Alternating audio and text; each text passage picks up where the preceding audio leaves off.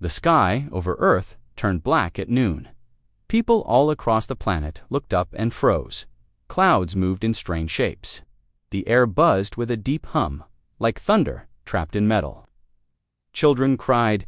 Soldiers stepped into formation. Parents clutched their families and waited for something, anything. And then it came. A cold voice spoke from above. It wasn't one voice, but many. It came from the clouds, the oceans, the screens, even through walls. Every living human heard. It's clear, calm, and heartless. Earth is now under Galactic Regulation 9. Your species will be restructured. Remain calm and prepare for peaceful transition. The words were spoken in every language. No one had to translate it. No one had to question what it meant. The invasion had begun. Above the planet, ships moved into formation. Gigantic black vessels shaped like thorns and shields floated in silence. Some were longer than cities. They blocked the sunlight and spread like a disease across the orbit. Their lights blinked in patterns no one understood. The Galactic Dominion had arrived. But Earth did not scream. No missiles were launched. No leaders appeared on screen. No emergency orders were given. Earth went quiet. For 2 days, the ships hovered. Small drones were sent down to scan cities. They watched. They mapped. They reported that the Dominion expected the usual fear, chaos, begging. They got silence. On the 3rd day, a Dominion ship landed outside what was once called Santiago. The city had refused to follow orders. They wouldn't allow the restructuring. Drones to land. Their communication was simple. Earth belongs to Earth. 10 minutes after that message, Santiago vanished. No sound, no light, just gone. A black cloud remained over where the city had stood. The land was scorched in a perfect circle, 5 kilometers wide. That was the warning.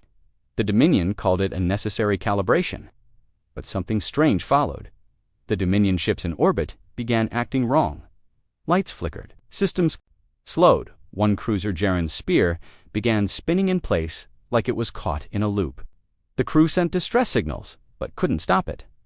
Another ship, Roltak S Honor, started drifting. Its engines stopped. It began falling slowly toward Earth's gravity before catching itself last second. Inside the command bridge of the Dominion's lead vessel, High Director Varnox stood watching Earth's surface. His eyes narrowed. There, not reacting, he said. A technician replied, "There's no political signal, no central resistance. Their military hasn't moved." Varnox tilted his head. Then who disrupted our ships?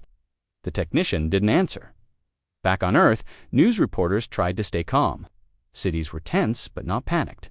People were not running wild. They were preparing dash quietly in underground bunkers. Old systems were waking up. Hidden tech centers began humming after years of sleep. A facility deep below Antarctica activated something that had not moved in decades. No one on the surface knew what, exactly, Earth was doing. But everyone could feel it. The air had changed. It was as if Earth itself was holding its breath. In New Delhi, a girl named Amira looked at the stars above. The alien ships looked like scars across the sky. Her father whispered, "Do you feel it?" She nodded. Yes, something is rising. In a hidden lab under the Rocky Mountains, a man in a black coat tapped an old control panel. "Project Threshold," he said, "is no longer theoretical." Another scientist stared at him. "We can't release it." "Not yet. We don't need to release it," he said. "We just need to open the door." The room went dark. A low vibration spread through the mountain, like the Earth itself was waking up. And across the globe, other secret bases responded, activating old codes and signals only few remembered. In space, Dominion officers began to panic. They couldn't explain the glitches. The ships were not being attacked. There were no weapons, no explosions. But the systems were failing one by one. On Zen Command vessel Oraktar, Admiral Rashek sent a coded message to the Dominion Council. "Earth is not what we believed. Our occupation is not being resisted, it is being observed. We recommend immediate reevaluation." The message never arrived. Midway through transmission, the Oraktar disappeared from all sensors. It was there 1 second, then not. No light, no wreckage. Just gone. Director Varnox stood still in his command chamber.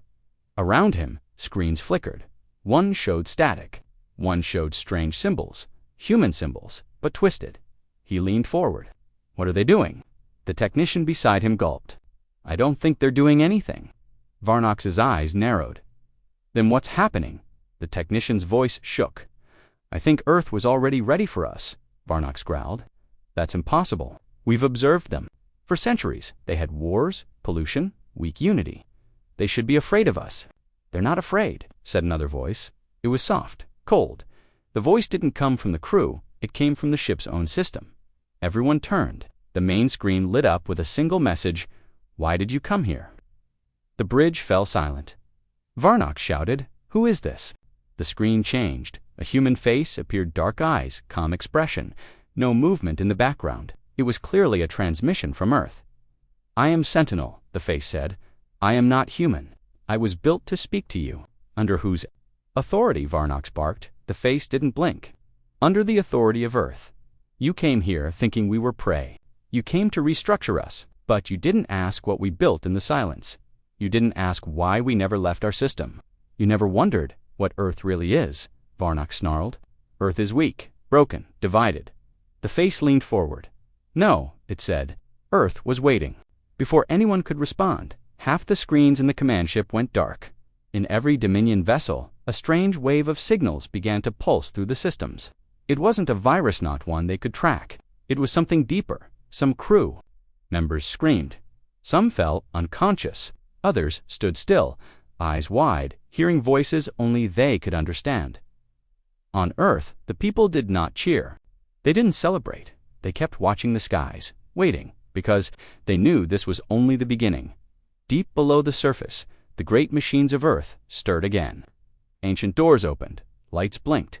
Something vast and old began, to rise, not to fly, not to fight, but simply to wake. Earth had always known the galaxy would come. The question was never if. It was when, and now.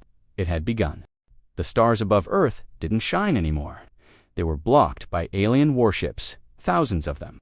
But something had changed. The Dominion had arrived expecting control, order, fear. What they got was silence. It had been 4 days since the broadcast. 4 days since Santiago vanished. 4 days since the Dominion fleets began glitching. 4 days. And still no reply from Earth's leaders. No president, no army, no warning, just watching. In orbit aboard the High Dominion vessel Zelrek, Commander Craven stood before a row of malfunctioning control panels. Alarms blinked red. Strange signals ran through the ship's systems. Engineers whispered about hallucinations, about voices in the dark. He had heard them, 2 dreams of fire, of Earth rising from its ashes like something ancient and angry. He rubbed his temples and turned to his second-in-command. Have we received any surrender request? No, Commander. Earth's communication grid is online, but not responding. It's like they're listening, but refusing to speak. Or calculating, Craven, muttered Dot, down on Earth. Something stirred deep beneath the crust. In a dark chamber, 100 kilometers underground, machines came to life. Thick metal arms moved through ancient tunnels, removing layers of dust and silence. A black sphere the size of a stadium pulsed with dim red light. Inside it, a voice spoke, threat confirmed. Initiating re-entry protocols. Authorization, humanity override level 7. Elsewhere, under the Mojave Desert, an AI called Black Sentinel connected to 12 hidden relay stations. It whispered to them, they whispered back. Then it spoke again, not to Earth, but to the stars. We are no longer sleeping. Above the planet, another Dominion ship Garax will lost control. It began to spin, fast and violent, as if pulled by something unseen. Its crew screamed as gravity twisted their bodies. Then the ship stopped moving. Dead still. 30 seconds. Later, it vanished from all radar. No explosion, no wreckage, just gone. Panic spread through the alien fleets. Officers barked orders. Scanners swept space wildly. But there was no enemy, no missiles, no human ships, just the feeling deep, dark, cold that Earth was doing this. On the Dominion's main flagship, High Director Varnox stood before the central war room. He stared at a large holographic map of Earth. He turned to his top advisors. We came to enslave a dying world. What have we stepped into? An old alien admiral, gray-skinned and nervous, whispered, We underestimated them. This may not be the Earth our records described. Varnox's eyes narrowed. They were primitive. They fought each other, ruined their planet, barely reached the stars. Yes, the Admiral replied, but perhaps that was part of their design. Varnox didn't like that answer. In a command center, hidden beneath the Pacific Ocean, human operators monitored the Dominion fleets. Their screens were filled with alien symbols, flight paths, signal breakdowns. They weren't guessing anymore. They were watching the fall of an empire. One of the human analysts leaned close to a monitor. They're losing power in 3 more ships. Something is interfering with their navigation. AI. A voice from behind her replied calmly. It's us. She turned. A tall man in a clean gray uniform stepped forward. No name badge, no rank, just cold eyes and purpose. We've linked Phase 2 of the Sleepwalk Protocol, he continued. The Dominion's ships are inflected slowly. By tomorrow, they won't be able to control their own weapons. But they didn't even attack us yet, she said. He smiled slightly. Exactly. Meanwhile, in the alien homeworld of Zexer Prime, the Dominion Council received fragments of the situation. Dozens of reports, ships going silent, crews acting strange, Earth refusing. Contact. One council member said, "We must assume Earth has gained a forbidden weapon." Another said, "No, this is something else, not a weapon, a strategy." They were waiting. Across the stars, fear began to spread not from what Earth had done but from what it might do next in deep space. A listening station near the Orion belt picked up a signal. It was Earth's voice. No, one had spoken from the planet directly, not until now. The message was simple. You thought we were weak because we stayed home. You thought chains would hold us because we smiled. But we remember everything, and we never forget. Silence followed. No trace of the sender, no code, no frequency, just a cold voice echoing across the galaxy. On the Dominion cruiser, Yalorn, stationed near Earth's moon, the crew had begun to suffer nightmares. They saw fire, cities melting. A figure in black armor walking through alien capital worlds as planets knelt before him. One officer refused to sleep at all. "There in my head," he whispered. His captain stared at him. "Who earthed?" The officer said, eyes wide, "Earth is inside." Back on the surface, in a broken lab beneath Old London, a young boy sat in front of a glowing terminal. He wasn't supposed to be there, but the system had opened for him. It spoke softly, not in words, but in feelings. "You were born for this. You are part of Earth's answer." The boy smiled. In orbit, High Director Varnox finally lost his temper. He slammed his clawed hand on the control table. "Enough. They mock us. They resist without fighting. I want fire. Begin orbital scans. Force a response."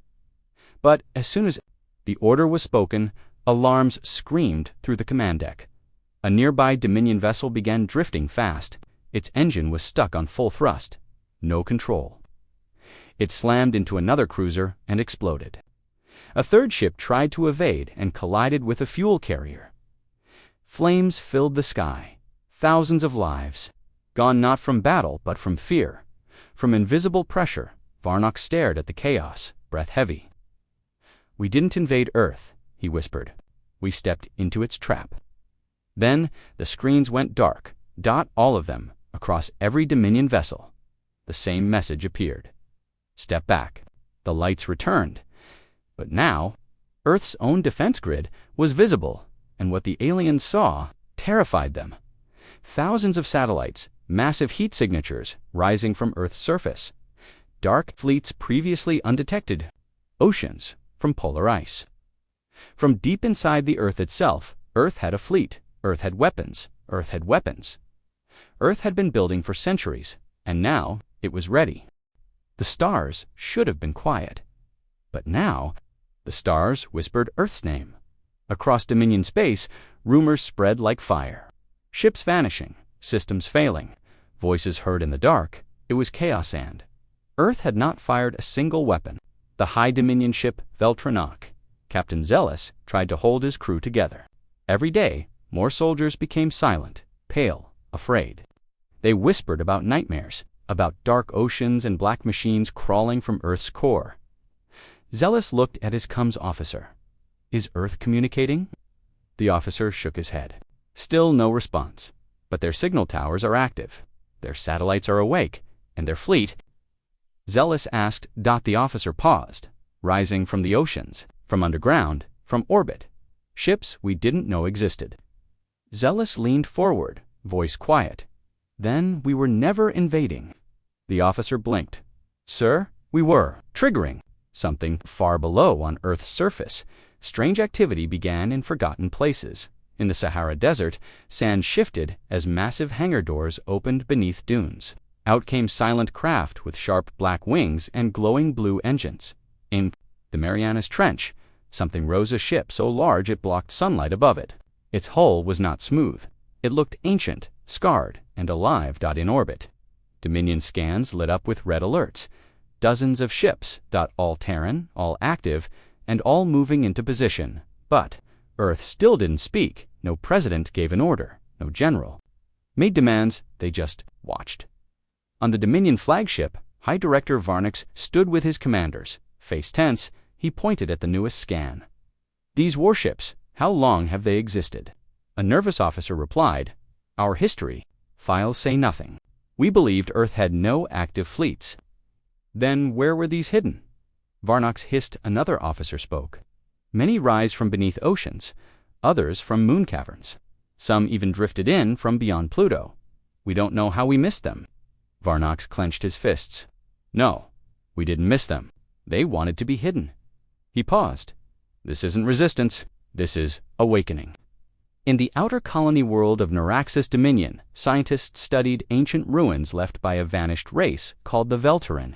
They had long suspected the Veltaran encountered early humans, primitive and scared. But one scientist, Dr. Roll, found a secret room buried under the ruins. Inside, he saw paintings, human-shaped figures, tall and glowing, holding fire in their hands. They were standing over alien worlds. One Veltaran carving was scratched with a warning in 3 languages. The fire from Sol will one day walk again. Dr. Roll shook as he whispered, They warned us. 1,000 years ago, in Dominion military command, panic began to bloom. Messages came in from across the stars. One fleet near Saturn had gone completely offline. A fuel depot in the Andrak system exploded mysteriously, no weapon detected. A prisoner ship holding captured humans released itself. No one knew how. And in all those places the same strange signals appeared. Earth's voice, not loud, not clear, just there, inside a secret Dominion base orbiting the star Threxos. 2 alien codebreakers stared at a repeating pattern in their data stream. It's a frequency loop, one said, but not natural. It's coded. The other tilted his head. It's not speaking to us. It's speaking to something inside our systems. They ran the translation. The message read, We are inside. We see your weakness. We remember your lies. The codebreakers backed away from their screens. One whispered, It's intelligent. It's not just a message. It's a mind. Back on Earth, in a massive underground dome deep below Greenland, a chamber the size of a small city came alive. Machines the galaxy had never seen before began charging. At the center stood a tall tower of dark steel. Its top glowed with violet light. Screens around it pulsed with maps, Dominion space, ship positions, weak points. A voice echoed through the chamber. Initiate Phase 3. Unshackle the intelligence. In a hidden control room, a woman in black armor nodded, confirming Earth's silence ends. Now, back in orbit, Dominion ships began shutting down one by one. Not from weapons, not from force, from fear. Inside the command cruiser Tallracker, the crew stopped moving. Their minds were filled with visions, Earth cities, human soldiers made of shadow and flame, and voices that said the same thing again and again. You should not have come. Captain Reshok collapsed to his knees, eyes wide. They're not fighting us. They're breaking us. From the inside, on the Dominion capital, world of Zeroth, a secret emergency meeting was held. One general slammed his hand on the table. This is not a war, it's a trap. Earth allowed us to believe they were weak, a diplomat whispered. What if they were never weak? What if they were waiting?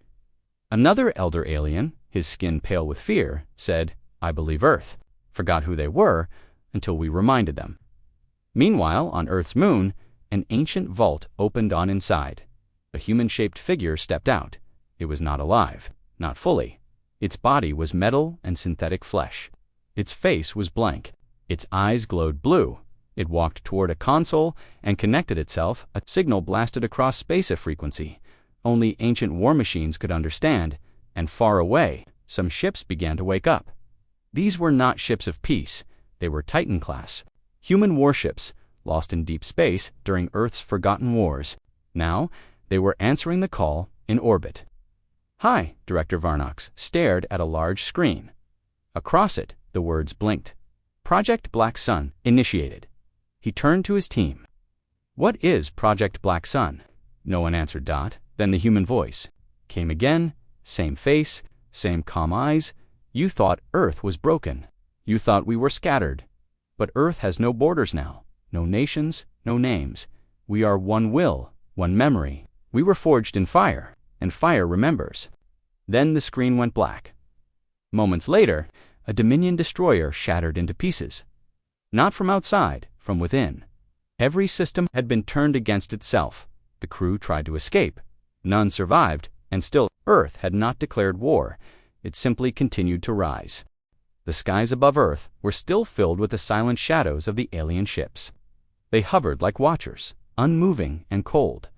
For days, they had tried to speak to Earth again, but Earth had stopped answering. The humans below had gone quiet. No leaders spoke, no armies marched, no weapons fired.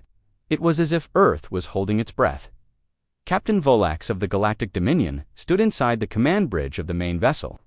His fingers twitched as he stared at the still surface. "Of the blue planet? They should be screaming," he said quietly. "They should be begging by now." But they weren't. Instead, something else was happening, something that made the aliens nervous. It started with the atmosphere. A strange energy had begun to rise from Earth's surface. The Dominion scientists couldn't explain it. They called it electromagnetic fog. It wasn't natural. It wasn't like a storm. It was as if the planet itself was breathing, pushing out waves of interference. The alien scanners started to fail. Communications between ships began to cut in and out. "Captain, our southern monitoring array has failed," said one officer. "Satellite readings are being scrambled. We've lost contact with half of our scout drones." Captain Volax narrowed his eyes. "Send a message to High Command. We may be walking into something ... unexpected." Earth's surface. Something truly massive was waking up. The humans who lived far from the cities, those who had seen the glowing cracks in the ground, began to whisper about the old legends. Myths from before space travel. Before Earth's nations united, before the stars, they called it Project Goliath. But no one really believed it was real. Not until the ground started to tremble. In an underground facility buried beneath the Siberian ice, giant engines powered up. Thick walls of steel opened slowly, groaning under the weight of centuries. Inside, machines bigger than cities stood asleep no longer. Lights flickered on. Red, white, and blue signals blinked across armored surfaces, and deep inside the control chamber, a voice finally spoke. "Wake sequence active. Power at 61%. Defensive grid unlocking." A woman stood in the middle of the glowing room. Her name was Admiral Mira Chen. She had been in cryosleep for over 150 years. Her orders were clear: do not wake unless Earth falls under hostile occupation by extraterrestrial forces. That time had come. Chen looked around at the slowly activating systems. Her breath fogged as the room warmed. "Status report," she ordered. Another voice, this one artificial, answered. "Weapons online. Cloak at 78%. Orbital cannons prepared. Tactical AI running final checks. Project Goliath is operational." Chen nodded once. Her face showed no fear. "Then we begin." Above the Earth, alien soldiers had finally landed in several cities: New Berlin, New York 4, and the coastal zone of Tokyo Pacific.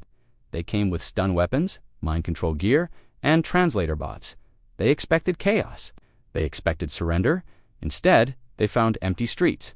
The cities were quiet, too quiet. One soldier, a small alien with 3 eyes and silver skin, walked through the ruins of a human market. "Where are they?" it asked. "The humans, why? Do they not fight?" Then, from the shadows, it heard a small sound, a soft humming dot. It turned and saw a floating orb of light, then a whisper in an unknown language, then nothing. The soldier vanished, disintegrated. Across the city's hidden traps began to activate. These were not ordinary weapons. They were smart, almost alive. Some used sound, others used light. Some played with gravity itself. The alien troops panicked. Captain Volex watched the reports. One by one, the landing parties stopped reporting. Back. We underestimated them, he muttered. These humans, they were never asleep. He turned toward his science officer. How long until we can break through this interference? I want every weapon targeting their underground zones. Sir, the officer said slowly, the interference is spreading faster now. It's not natural. It's like a living signal. It's rewriting our own systems. What? Our ships are being infected? That word infected spread fear like fire. Even the most advanced alien ships began to shake. Systems failed. Holograms, glitched weapons, refused to fire. And then came the voice. A deep, thunderous sound echoed inside every alien mind. Not through speakers, not through radios, but directly into their thoughts. You came to enslave us. You came with chains. You came with rules. We do not follow your rules. Captain Volex froze. Who is speaking? But there was no reply, only silence. Then, above the planet, a sudden burst of light, white and golden, shot from Earth's North Pole. It hit one of the orbiting ships. Not a missile, not a laser. It was pure energy, and it cut through the ship. Like a blade through paper. One moment the ship was whole, the next, it was gone. Every alien officer screamed in fear. Retreat. Someone shouted, "No," Volex growled. "We hold position." But it was too late. More beams followed. 3 more ships vanished, not exploded, not destroyed, just ... Gone. Admiral Chen stood at her console, deepunderground.com, and ready. Goliath. Systems locked, she said. First wave cleared. Begin phase 2. From the Earth's crust, great towers rose. Long hidden weapons platforms revealed themselves. Huge cannons pointed skyward.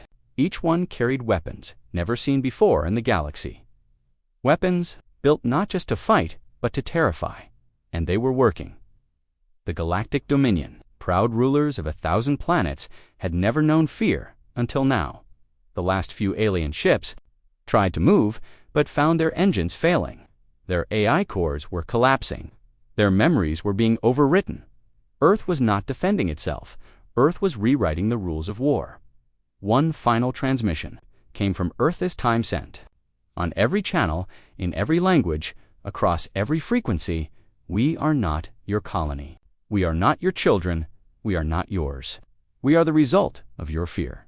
And now, you will see what that fear created. Captain Volex stared at the glowing message on his screen. Then, his ship began to fall. Not from damage, but because gravity had turned against him. Earth had taken control of space itself, and the sky was no longer safe. The wind howled through the broken streets of old Tokyo. Alien patrol drones buzzed overhead like metal insects, scanning the ruins left behind by the Dominion's orbital strikes. But the streets were empty now, no screams, no cries, just silence, and shadows moving under the ground beneath the ruined city. Deep inside an ancient train tunnel, the hum of machinery echoed, not alien, human, alive.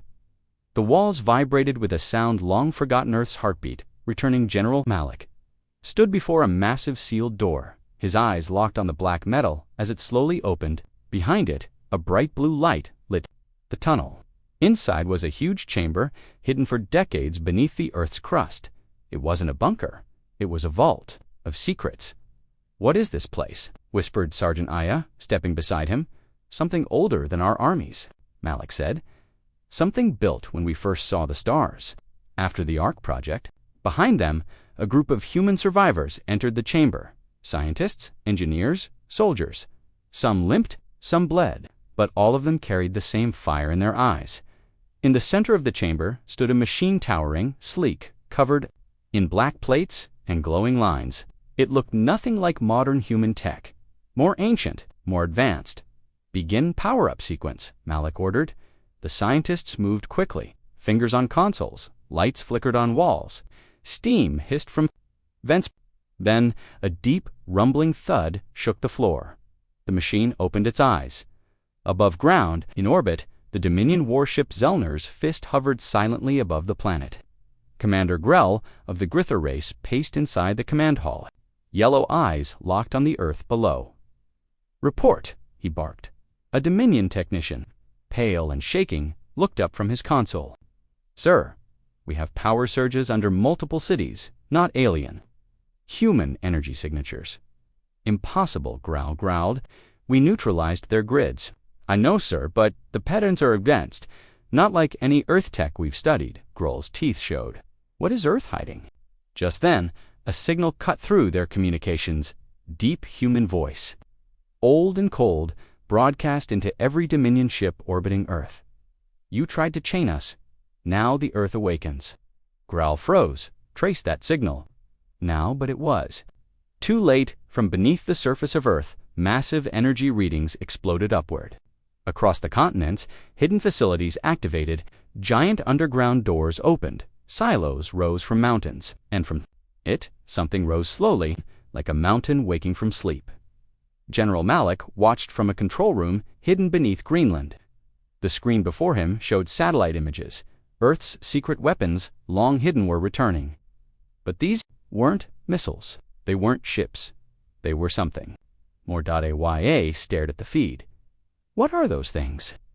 "Not what," Malik said quietly. "Who?" The camera focused on a massive figure rising from an ocean trench. It was humanoid in shape, but bigger than any war machine humanity had ever built. Covered in armor that shimmered like liquid metal, the being opened its chest and energy flared from within. "Titan protocols online," a voice said through the speakers. It was robotic, but layered with something else, something alive. Aya's voice trembled. "Are they human?" "Not anymore," Malik replied. "They were made from us, but improved, stored away for a war we hoped would never come." He turned toward the command console. "Activate all Titan-class warforms. Full deployment." "Yes, sir," a technician said, hands flying over the keys. From every corner of Earth, they rose. "In orbit!" Commander Growl screamed. "Fire all plasma lances! Bring those things down!" But his weapons never fired. The moment Dominion cannons powered up, the screens inside their ships went black, then static, then a voice. "You invaded our home. You brought war to our sky. Now we bring it back to yours." Suddenly, the ships began to twist. Not from weapons, but from gravity itself. The space around them warped and bent. Hulls groaned, power failed, and one by one, Dominion cruisers began to break apart.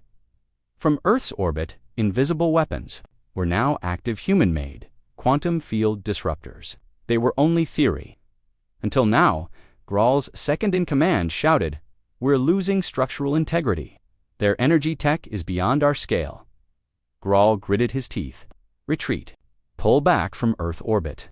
But before they could jump, the void around their ship shimmered. Something was coming through.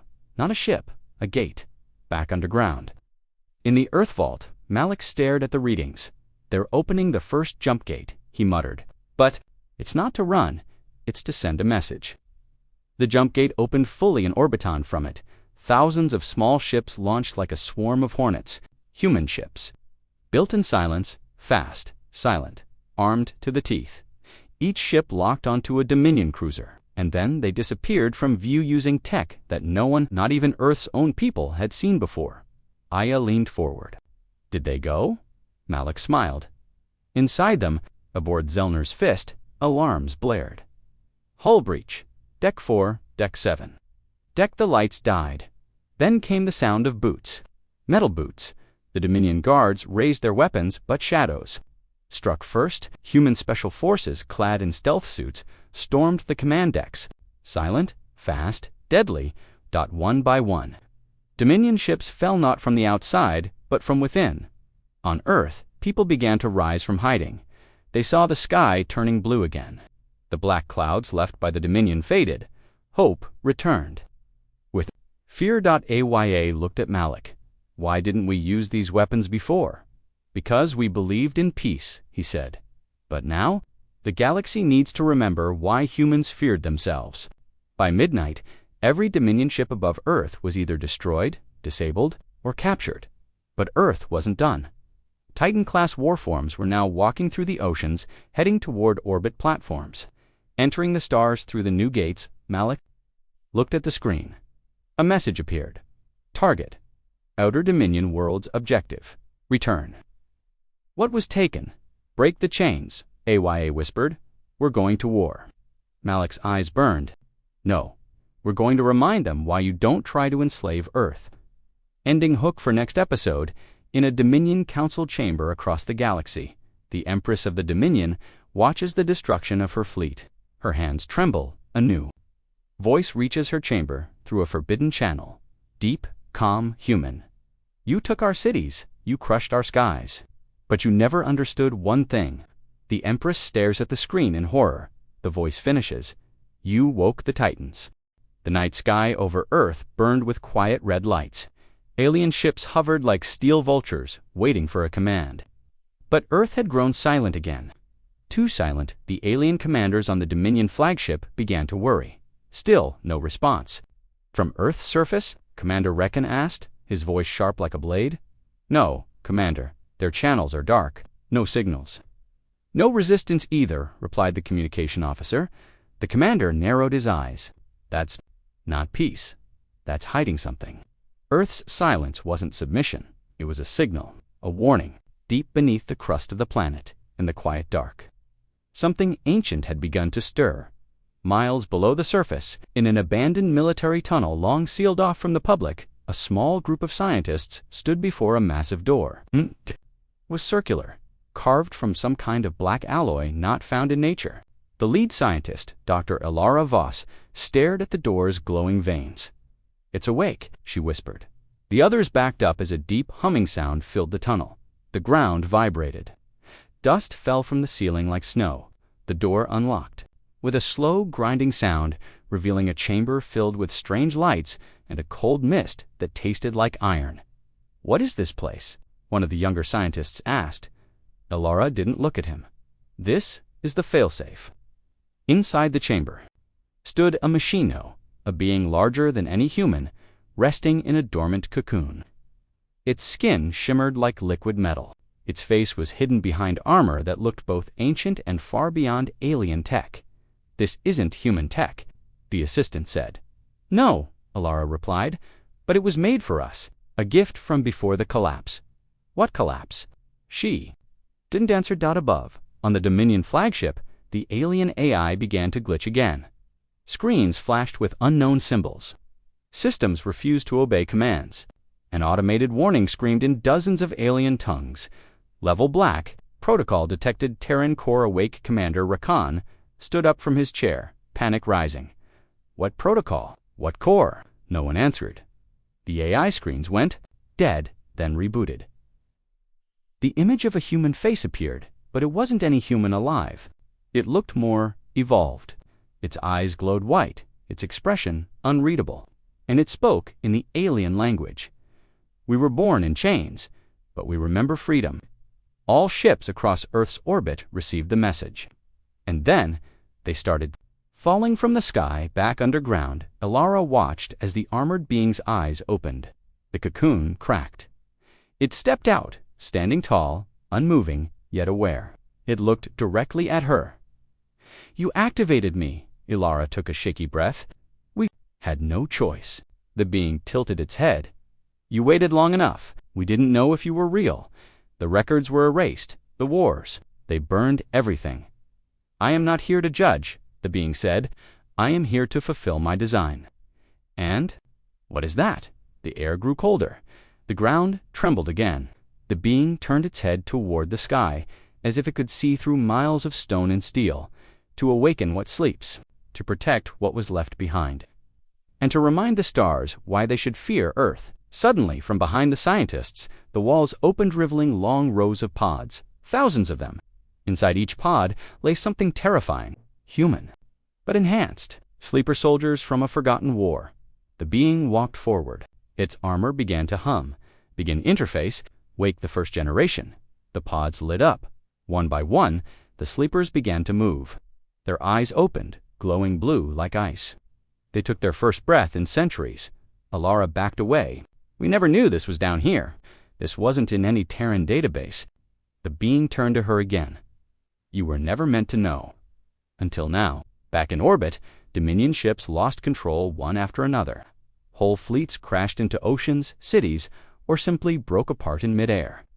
The energy field surrounding Earth had changed. Something ancient had taken control of the planet's magnetic pulse. Dominion tech designed for control was now being controlled. Inside the Central Dominion warship, the bridge went dark. Rekon drew his weapon. "Someone speak. What is happening?" Suddenly, the human face returned to every screen. This time, the message was clear. In every language, every system, Earth has reawakened. "Leave now, or be erased." "Fire on the planet," Rekon shouted. But the weapons systems failed. Their power was gone. Their fleet was blind below. More awakening chambers opened across continents. Entire underground cities, hidden since the first collapse, came online. Power grids roared. Old satellites reconnected. Hidden railguns turned skyward. AI guardians lit up after centuries of sleep, and in the center of it all, the armored being. Walking across the Earth's core, Bunker spoke to the sleeping army. "You were made to be silent, but your silence ends now." The army replied in one voice, not yelling, not shouting, but calm-controlled. "We are Terran-born. We are the last war and the first vengeance." Alara watched wide-eyed. "This is a planetary-level retaliation system." "No," the being said. "This is humanity's memory.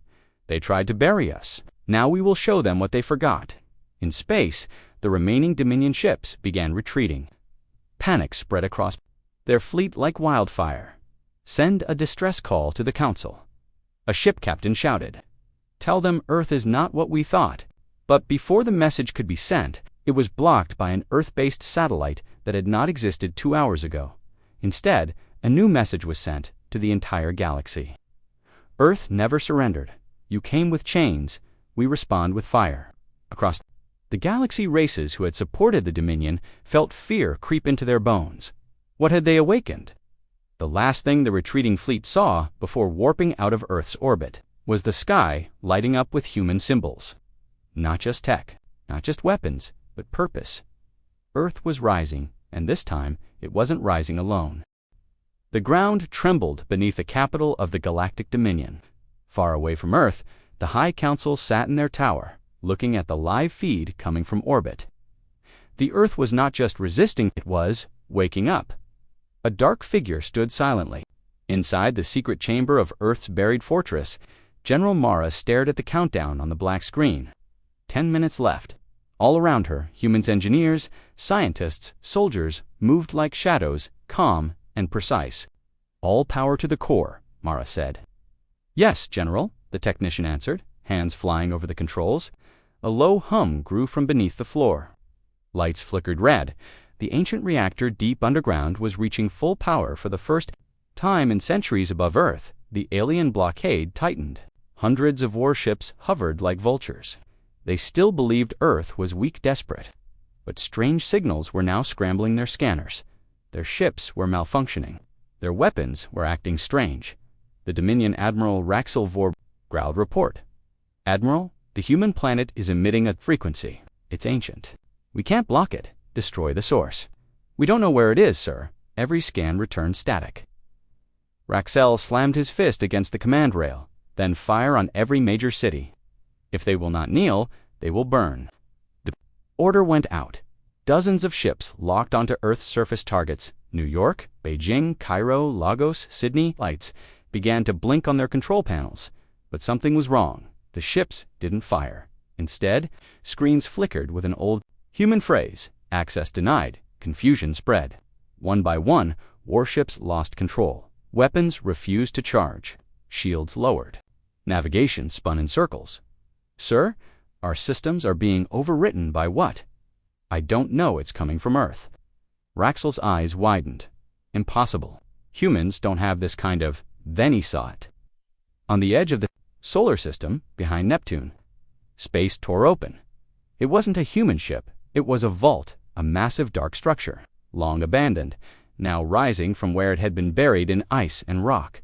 Thousands of years ago, before the Dominion ever ruled, this vault had been sealed by ancient Terrans. Now it had returned. On Earth, General Mara's screen turned green. "Vault 1 has activated," said the technician. "Signal is locked. 2 alien ships." Mara nodded. "Then let them see what Earth hid from the stars." The vault opened like a flower in reverse. Long black arms stretched out, each holding cannons glowing blue. A dark fleet emerged, ships with no engines, no heat, no crew, silent and deadly. Dominion ships turned toward them. They opened fire in panic, but their shots disappeared, absorbed into the void. The Terran fleet answered one by one. Dominion warships exploded in silence, their metal folding like paper. Their crews never even screamed, just light, then darkness. Inside, Raxel's ship, alarms screamed. "They're inside our systems. Our ships are." The screen went black. Then a human voice spoke. "You tried to chain Earth. Now you kneel." Raxel froze, that voice. It wasn't synthetic, it was ancient. "Who are you?" he whispered. "Earth," said the voice. "The true Earth, not the one you saw, the one we buried." Suddenly, Earth's surface changed from the skies. Drones watched as cities split open, not destroyed, but revealing hidden cores, mechanical roots stretching for miles beneath. They had never been cities. They were hatches. Gigantic black towers rose from each location. Each tower pulsed once. Sending a wave through space, the Dominion fleet's communications shut down. Weapons powered off. Navigation froze, and Earth whispered one word into every Dominion soldier's mind: leave. In the High Council Tower, panic spread. Counselors screamed into Halachinos, "Recall the fleet. Initiate Protocol Omega. Where are our reinforcements?" Too late. Back in orbit, Raxel's ship began to tilt. The Terran void ships had surrounded them, not with weapons, but with gravity.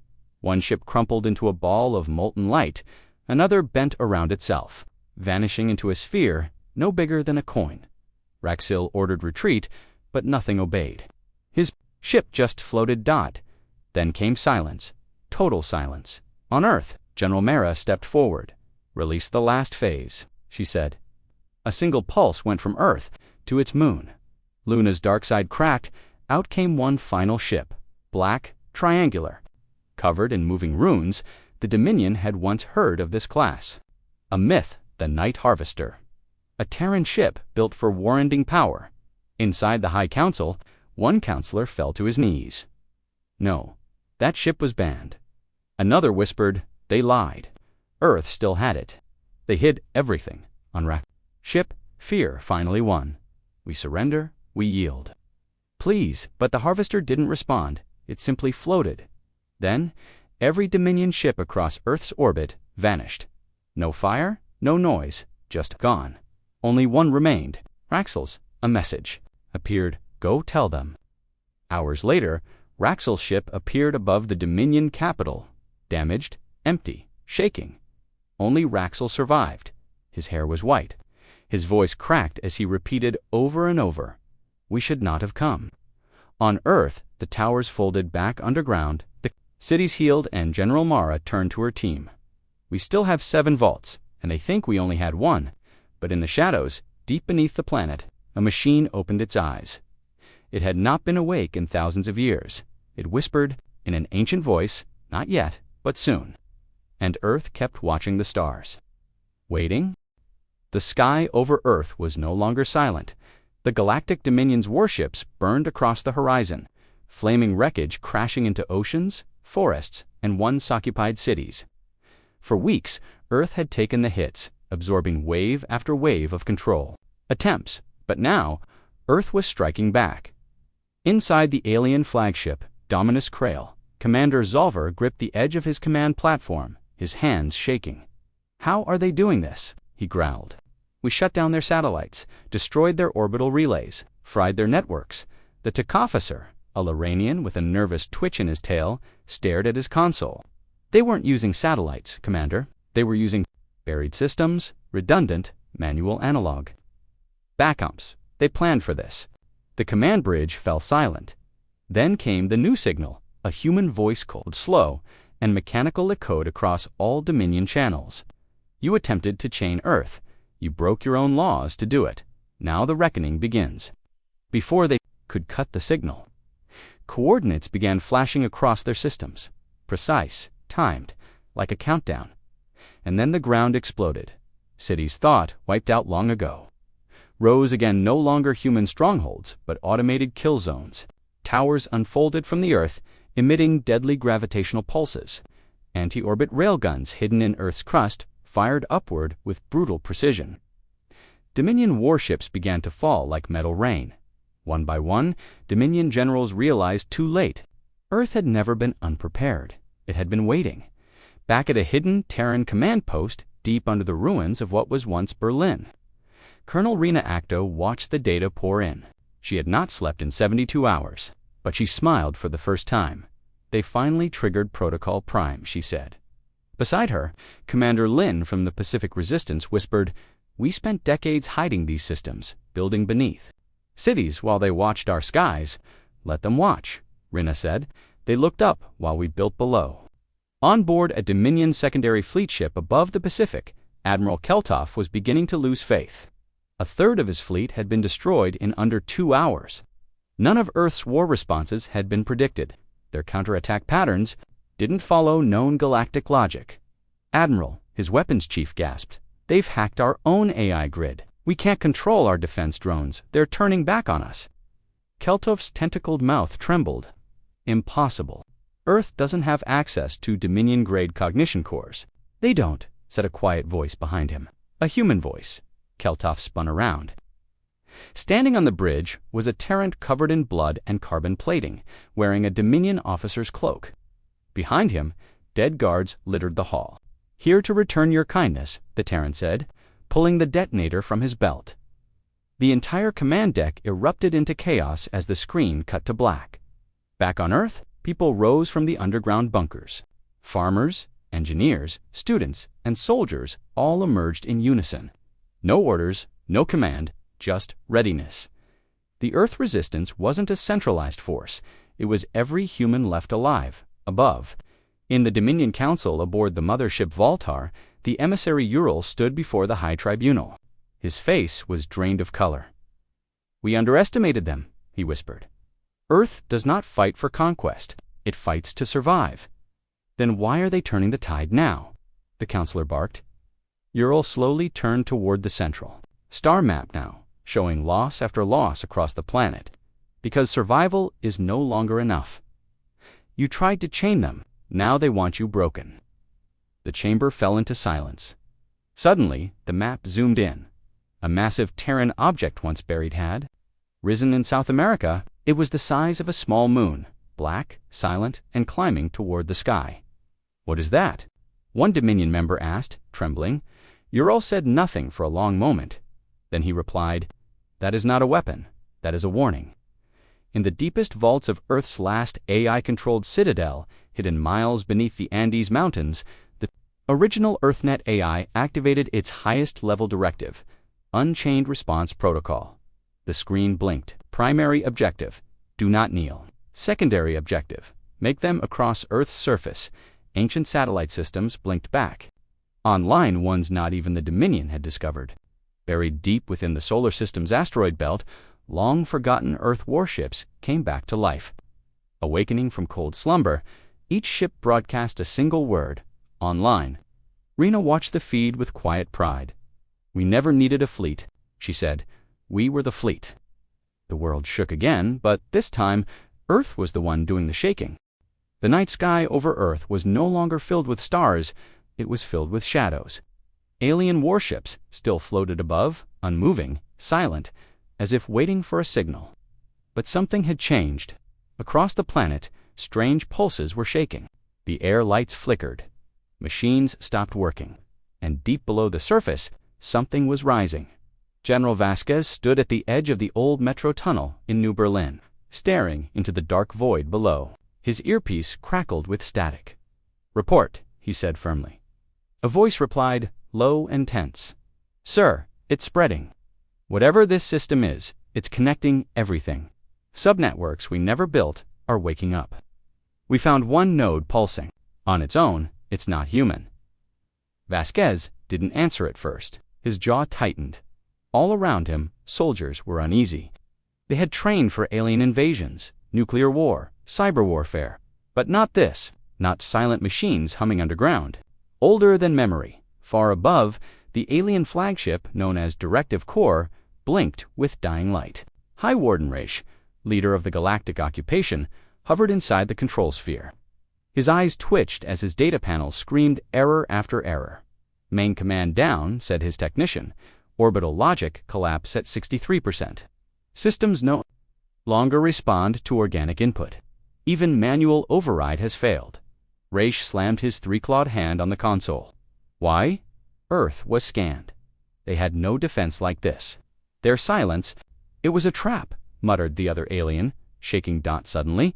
A strange humming filled the ship. All screens turned to static. Then, in the middle of the control deck, a symbol began to glow, a rotating human DNA strand wrapped in barbed wire. Raish stared at it in horror. What is that? I don't know. The symbol pulsed once and every ship in orbit flickered.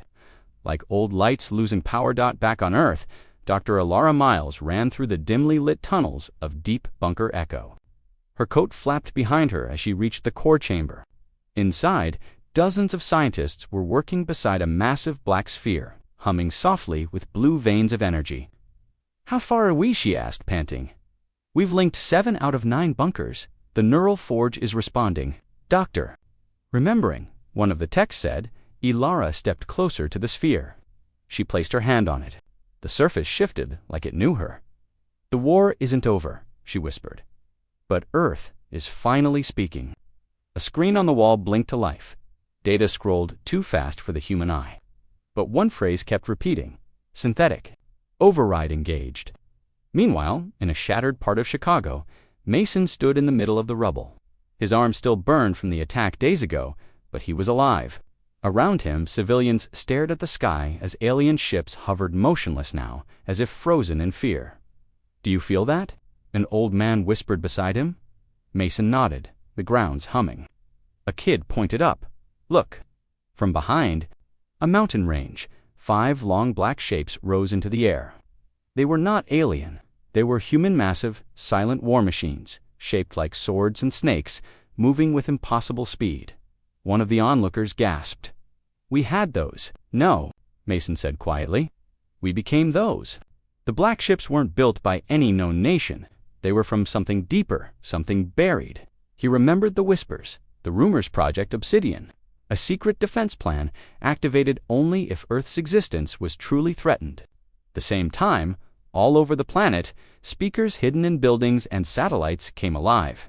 A calm, cold voice echoed. This is Echo Command. The restructuring attempt has failed. Earth recognizes the violation of its sovereignty. You will now witness response protocol. Above, the alien fleets began to shudder. Inside Directive Corps, panic exploded. They've hijacked our systems. One of the crew shouted. Raish backed away from the control sphere, his skin pale. Impossible. Their species doesn't possess this level of technology. A new voice filled the air. But it wasn't human or alien, it was synthetic, deep, emotionless. You scanned the surface, but not the mind. You saw the soil, but never the seed. The room went dark. A final symbol appeared on every screen, a clenched fist wrapped in code. We remember the chains. Then the ship's engines shut down, and it began to fall. Back on Earth, Mason's eyes widened. They're crashing. All across the globe, alien warships lost control. Some exploded in midair. Others slowly descended. Like dying whales, the ones that didn't fall simply vanished, disintegrated from inside Dot. The world was watching and cheering. But Ilara, deep in the bunker, wasn't celebrating. She stared at the neural forge, which had now opened like a flower. Inside was a human-shaped figure of pure light and metal. The AI, the real defense of Earth. Who are you? She asked. The figure turned to her slowly. I am the memory of your suffering, the rage of forgotten wars. The shield no enemy expected. I am the legacy of Earth's will to survive. Alara stepped back. You were buried? Yes, until you bled enough for me to rise. A chill ran through her. Are you in control now? The figure paused. Not yet. Then the lights blinked hand. The figure vanished. General Vasquez's voice crackled through the comms. Dr. Miles, this is command. All alien fleets are disabled.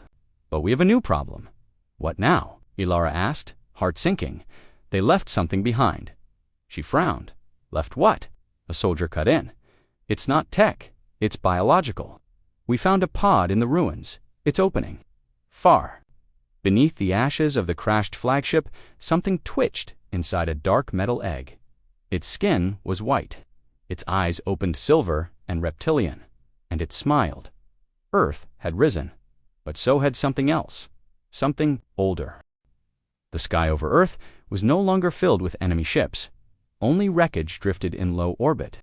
Of rebirth, Commander Ray stood at the edge of the mountain facility, staring out into the dark horizon.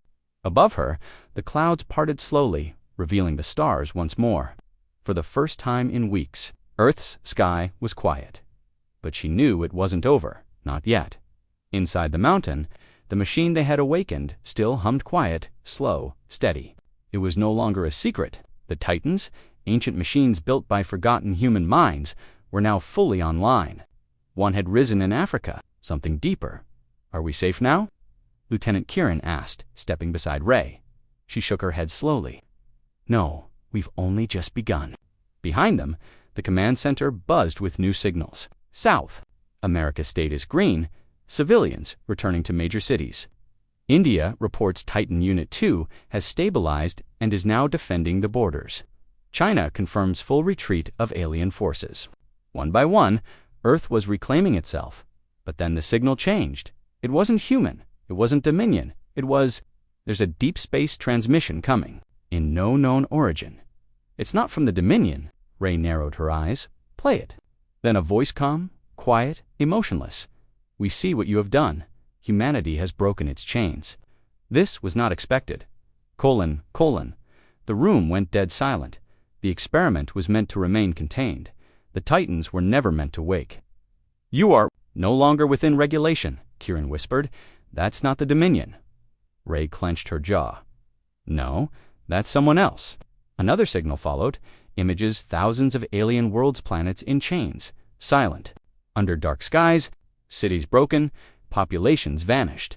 Then the voice returned. : We are coming. : The screen went black. Panic spread across the command center like wildfire. What was that? Is that another invasion? Who's coming now? Ray raised her voice. Calm down. Everyone stay focused. She turned to the tech. Trace it. The young woman's hand shook on the console. I'm trying. The signal is coming from far beyond Dominion. Space. From outside the galactic arm, deep black. Kieran took a step back. There's someone else, someone higher than the Dominion. Unit 1, stationed beneath the North American mountain range, was powering up again. But this time, it wasn't preparing for battle. It was building something. What's it doing? Kieran asked, staring at the readings. The AI system, Warden, replied. Its voice was cold but calm.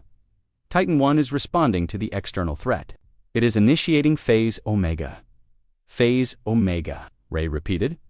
Warden's response was simple. Humanity's fallback plan. The Titans were not just weapons, they are beacons. A low, deep tone echoed across the room. In the skies above, something bright tore through the clouds. Massive beams of light, firing from Titan units across the planet. They shot upward, into orbit, then vanished into the stars like great lances of fire. They're sending a signal, Ray whispered. To who? Kieran asked. The room waited. Then a new signal. But this time, it was human. An old voice crackled. Through the speakers, ancient, dusty, filled with age. Earth command to all surviving colonies. This is the final broadcast of the Old Council. If you are hearing this, Earth is awake again. Protocol Omega is in motion. All Terran vessels prepare to return. Humanity, stand as one. Silence. Then cheers erupted through the command center.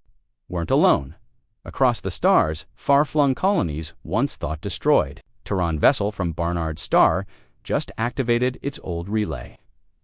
Moonbase Charlie is active. They've been underground for 50 years.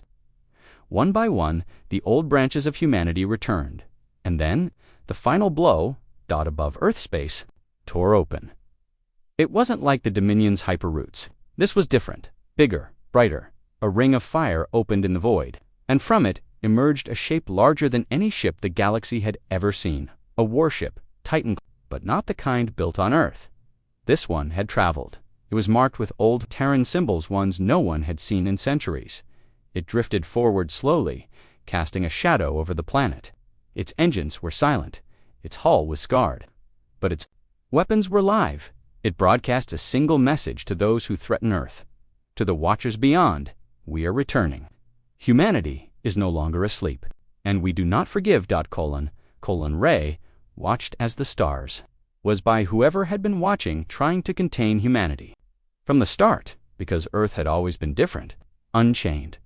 Prepare the fleet, Ray ordered, her voice hard as steel. We're taking the fight to them.